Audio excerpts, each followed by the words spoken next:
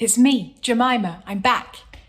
I'm giving you the next part of this story. I'm an Israelite in the time of Joshua. Joshua is our leader, leading us into God's promised land. It hasn't been easy so far, but God has done some amazing things for us. We followed God's way, trusting him, and he performed some amazing miracles, even making a humongous wall collapse. Now, you may have noticed that I'm not in my tent. We're moving around a lot at the moment, and I haven't set up my camp yet. I'm also escaping the drama for a little bit, if I'm honest. It's got a bit crazy round here since you last spoke. So, we took Jericho. Can you remember? The walls came tumbling down.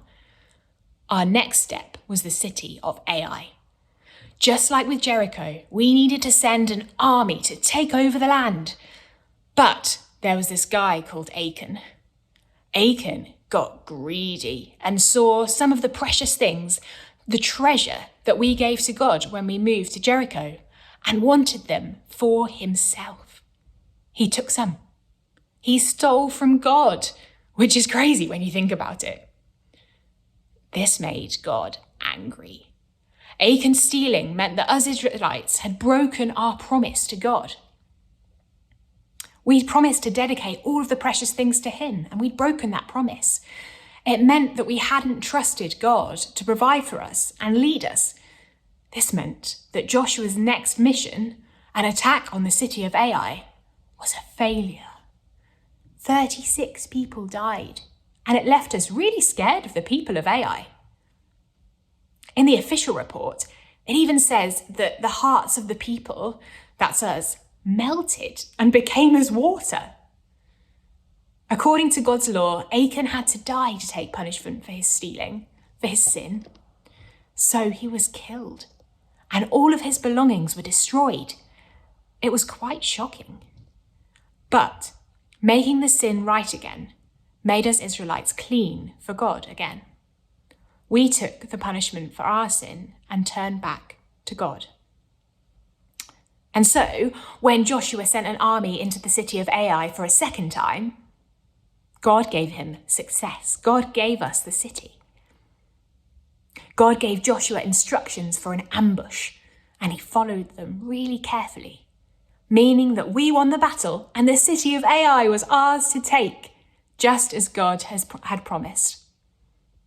To thank God for our victory, Joshua then built an altar to God and made offerings and sacrifices. He also wrote out the whole of the law of Moses and read it out to all of us. Achan and us Israelites did wrong. We stole and we lied. We didn't trust the rules that God had in place. Achan couldn't see that God's way was the best way. His greed got in the way of his relationship with God, and he was punished for it. I've heard you guys don't need to take the punishment for your sin or even make sacrifices, and that you've got someone who's given you freedom and forgiveness and a new way of living. That sounds amazing. I'd love to hear about it sometime. Now, that's all from me this week. Join me next time for another update. Today's story was quite sad, don't you think, Lauren? Yeah, it is sad what happened to the Israelites, that 36 of the soldiers died. And it is sad what happened to Achan too. Well, God had told the Israelites very clearly not to take any of the gold or silver or precious things from Jericho. So I wonder why he did that.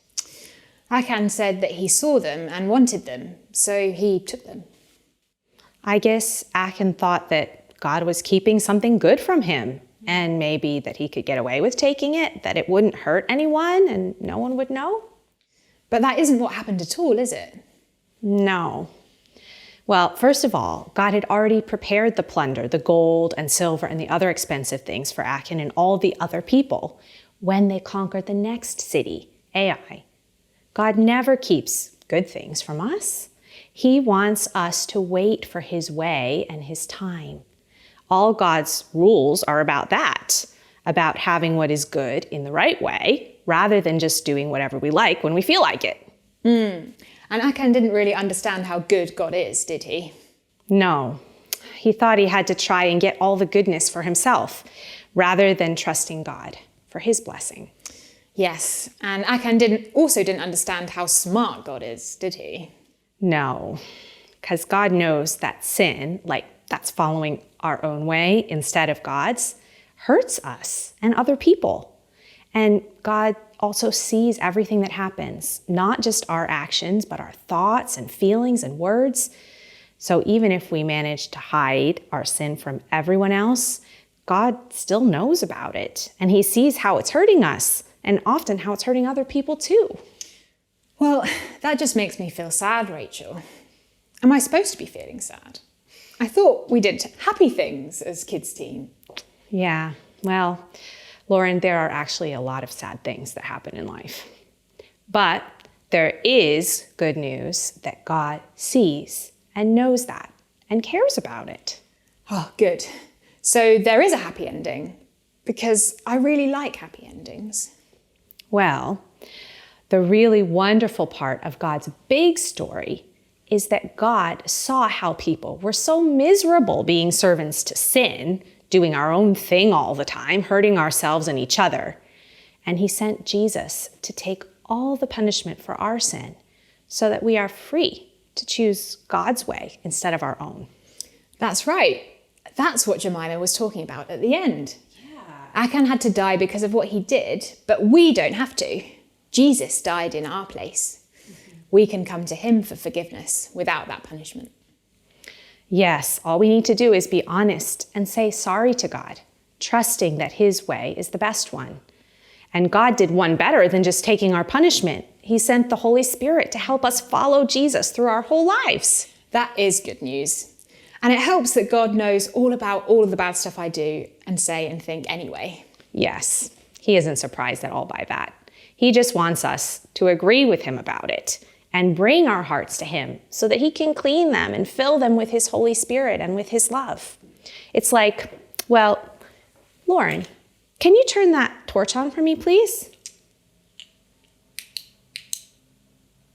It doesn't seem to work, Rachel.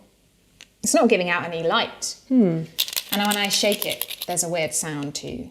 Well, there must be something wrong in there. Can you open up the battery space and see? Oh.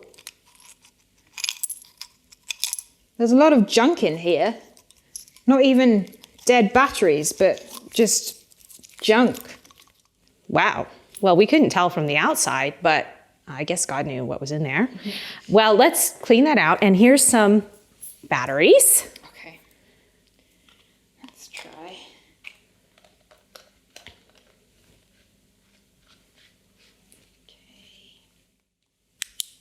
Ta-da! It works. All right. Yeah. Well, when we bring all the sin and sadness inside us to Jesus, he takes it away forever. His love and his Holy Spirit are the new life he gives us. And his plans are good, just like the working torch is a lot better than the one that rattles and doesn't turn on. That's for sure. Maybe some of us would like today to ask Jesus to come into our lives and take out all the bad stuff and fill us up with his forgiveness, his love, and his Holy Spirit instead. Yes, let's do that now.